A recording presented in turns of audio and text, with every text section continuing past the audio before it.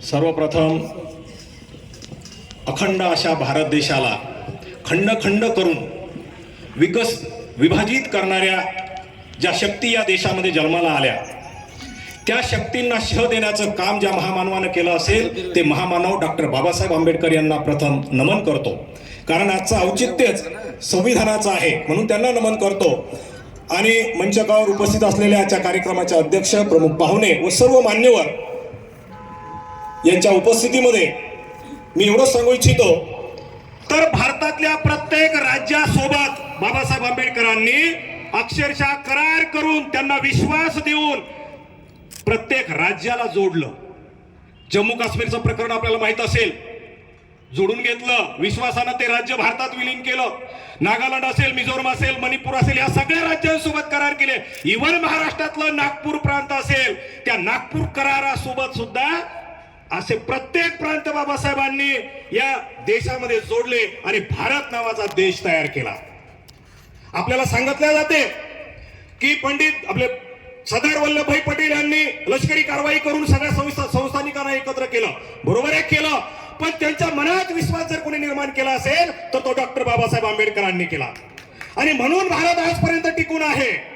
आणि आता कुठेतरी तुम्हाला आम्हाला वाटतंय की हा भारत निश्चित पुन्हा खंड होतो की काय, अखंड असलेला भारत पुन्हा खंड होतो की काय, अशा शक्ती या देशामध्ये उदयाला येताना दिसतात मित्रांनो। म्हणून मी खरात सरांचं, चंद्रकांत खरात सरांचं खरोखर कौतुक करेन। कारण साहित्यिक बागल सर म्हटले होते, साहित्य चळवळीला भरपूर संत वारकरी मिळाले म्हणून ती संत चळवळ घराघरापर्यंत गेली, पण माझ्या बाबासाहेब आंबेडकरांच्या या संविधानाला वारकरी मिळाले नाही, म्हणून हे संविधान घराघरापर्यंत पोहोचलं नाही। आज चंद्रकांत दादा खरात सारखा एक वारकरी या संविधानाला मिळाला आणि तुम्ही आम्ही सगळेजण जर आपण या संविधानाचे वारकरी झालो, घराघरापर्यंत जर हे संविधान आपण नेऊन घालू शकलो तर निश्चित सांगतो बांधवांनो, हा देश वाचेल। अन्यथा सोशल मीडियामध्ये तुम्ही आम्ही वाचतो, काही लोकांच्या डोक्यात शिजलं चाललंय की दक्षिण भारत वेगळा होणार, शिजणं सुरू आहे, हे विष पेरणं सुरू आहे।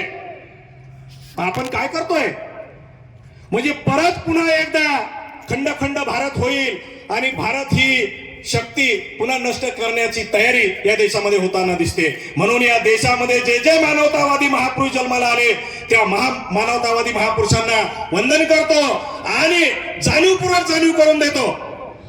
भारताच्या संविधानामध्ये 25वा कलम आहे, वाचा आपण घरी गेल्यानंतर, माझ्या महिला भगिनींनी सुद्धा वाचा।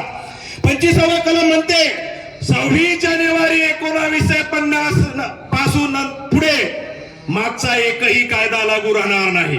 मग मागचे कोणते कायदे होते महिला मंडळी? आता आपण सत्यशोधक पिक्चर पाहिला, सगळ्यांनी पाहिला असेल बहुतेक। काय होतं, नवरा मेला जा सती, ही कोणती मानवता होती? मग जेव्हा या लोकांना संविधान तयार करण्याची संधी मिळाली तेव्हा त्यांनी विषमतावादी संविधानाचं लिखाण केलं, विषमतावादी संविधानाचं लिखाण केलं, मनुस्मृती सारख्या ग्रंथाचं लिखाण केलं आणि त्याला मातीत घालण्याचं काम जर कोणी केलं असेल तर ते या संविधानानं केलं। म्हणून आज तुम्ही मी आपण सर्वजण मान सन्मानानं जीवन जगतोय, मोठमोठाले पगार उचलतोय, त्याचं एकमेव कारण जर काही असेल तर ते हे भारतीय संविधान आहे। म्हणून ओबीसीचा एक घटक म्हणून मला अभिमान आहे, मला गर्व आहे की बाबासाहेब आंबेडकरांचे माझ्यावर फार मोठे उपकार आहेत। पण दुर्दैव आहे आम्ही ओबीसी पण अजून झोपलेले आहोत, जाणीवच नाही ना। जे फुकट मिळालंय आम्हाला त्याची जाणीव आम्हाला नाहीये।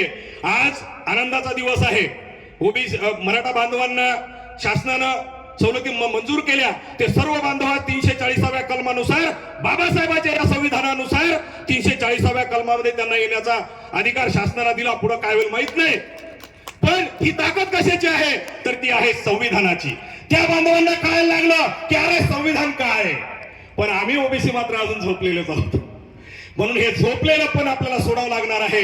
आणि जर खरोखर आपण या संविधानानं चालत राहिलो तर निश्चित येणाऱ्या काळामध्ये भारत हा परत सोन्याची चिडिया झाल्याशिवाय राहणार नाही।